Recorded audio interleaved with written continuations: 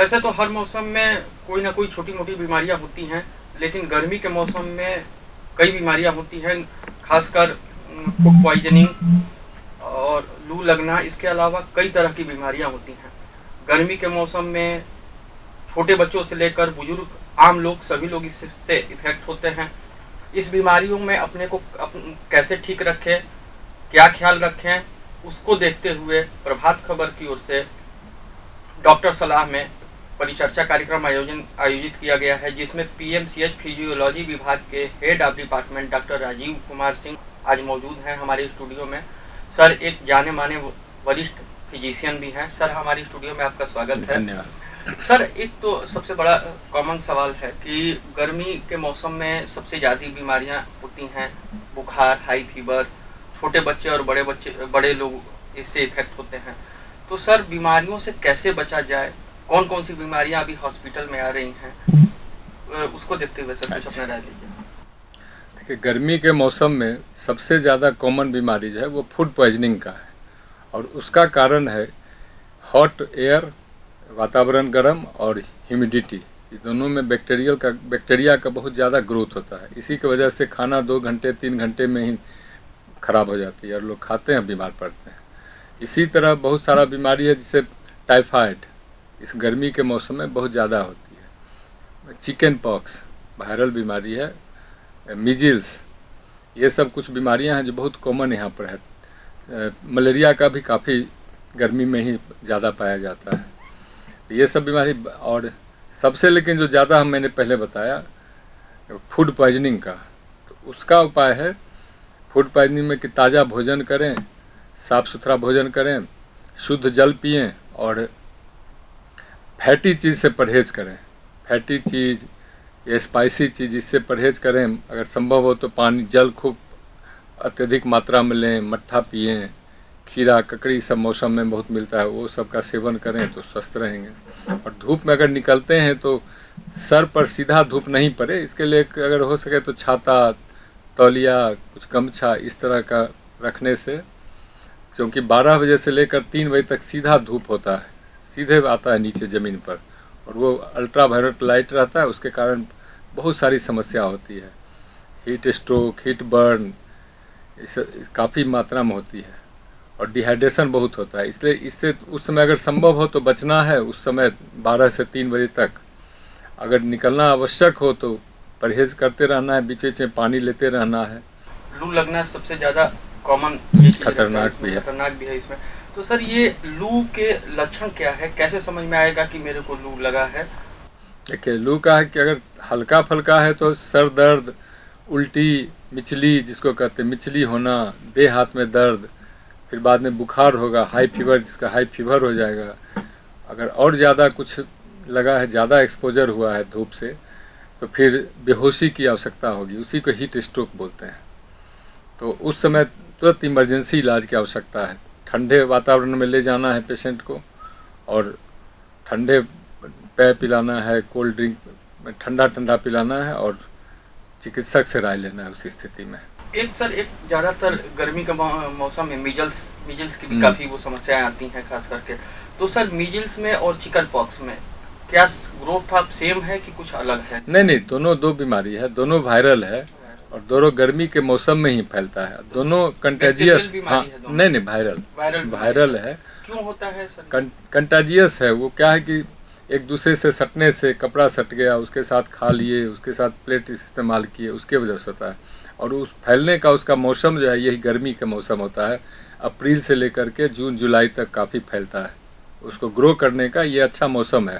तो मतलब वायरस अभी अप्रैल शुरू हो गया था, यानी हाँ, मीजल्स के केस आने शुरू हो गए हैं। मीजल्स का, चिकन पॉक्स का, दोनों का आना शुरू हो जाएगा। बचाव है थोड़ा अपने को इम्यूनिटी डेवलप करना, शरीर का इम्यूनिटी डेवलप करना, थोड़ा व्यायाम करना, साफ सुथरा रहना, यही सब उसका बचाव। वैक्सीन भी इसका आता है, हाँ, मीजल्स का भी वैक्सीन है और चिकन पॉक्स का भी वैक्सीन है। चिकन पॉक्स का इलाज भी है, बाद में हो जाने पर अच्छा इलाज होता है। वायरस इसी का एक है जिसका दवा वायरस का मिलता है, हम लोग पास उपलब्ध है।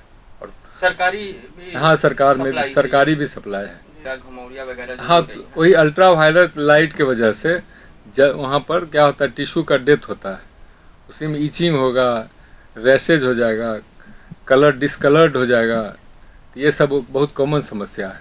तो उसमें है कि आप थोड़ा सा स्किन का आता है क्रीम वगैरह, वो लगा के निकलें, सनबर्न क्रीम सब आता है, वो सब लगा कर निकलेंगे तो बचाव होगा। या थोड़ा ढक के रखें, पूरे बाँह का कपड़ा पहनना है और थोड़ा ढीला ढाला कपड़ा पहनना है। और कपड़ा में भी एक है कि आप कलर ज़्यादा मत पहनिए, वो थोड़ा उजला हो या उस तरह का लाइट कलर का होगा तो उससे रिफ्लेक्ट होगा लाइट, और डीप पहनने से और एब्जॉर्ब करता है। अच्छा, मतलब जैसे कि ज्यादा हाँ। डीप कपड़ा ना नहीं, पहने, हाँ। हल्का हल्का कलर का पहने, हल्के लाइट हाँ, कपड़ा पहने। और सटा हुआ नहीं हो कपड़ा, अच्छा, तो बॉडी ढीला, से चिपका हाँ, नहीं हो, ढीला ढाला हो, ताकि पसीना चिपके ना। हाँ, ढीला ढाला रहने से बचाव करता है ज़्यादा। और सर एक और ज़्यादातर देखते हैं कि हेपेटाइटिस ए और पीलिया से भी संबंधित कुछ कुछ पेशेंट इस गर्मी के मौसम में आते हैं सर।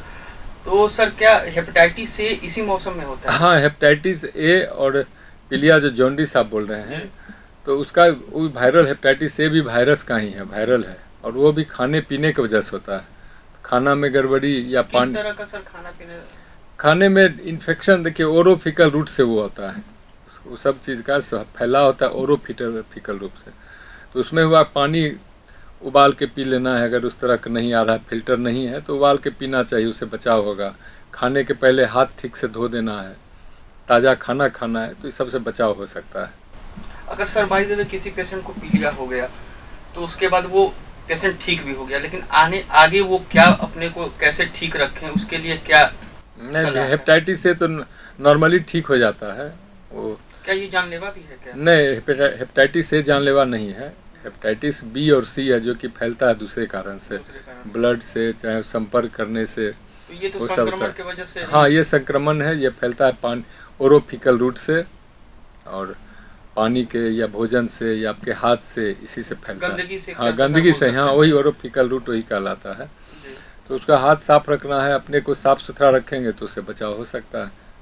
गर्मी को देखते हुए सर, अब चूंकि अभी तो शुरुआती गर्मी है, अभी अप्रैल है, मई जून अभी आना बाकी है सर, तो आने वाले गर्मी, प्रचंड गर्मी में लोग बीमार ना पड़े, खुद को अपने को ठीक रखें, उसको देखते हुए आप हमारे पाठक को क्या सलाह देते हैं?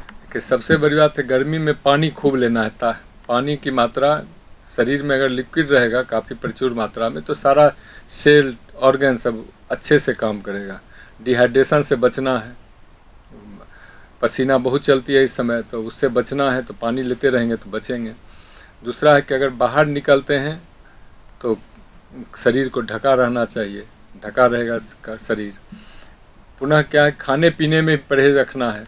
खाने पीने में पहले ही मैं बता चुका हूँ, ऑयली चीज़ से परहेज करना है, चाहे नॉन वेज खाना, उस सबसे थोड़ा सा परहेज करने से बहुत हद तक स्वस्थ रह सकते हैं इस समय गर्मी में। पटना के प्रसिद्ध और वरिष्ठ physician doctor Rajeev Singh sir, जो कि अभी पीएमसीएच में फिजियोलॉजी विभाग में हेड ऑफ डिपार्टमेंट भी हैं, उनसे हम लोग सलाह ले रहे थे गर्मी के मौसम में कैसे अपने को ठीक रखें, बीमार ना पड़ें, क्या क्या सावधानियां बरतें, उसको देखते हुए सर ने अपने आप लोगों को सलाह दी है।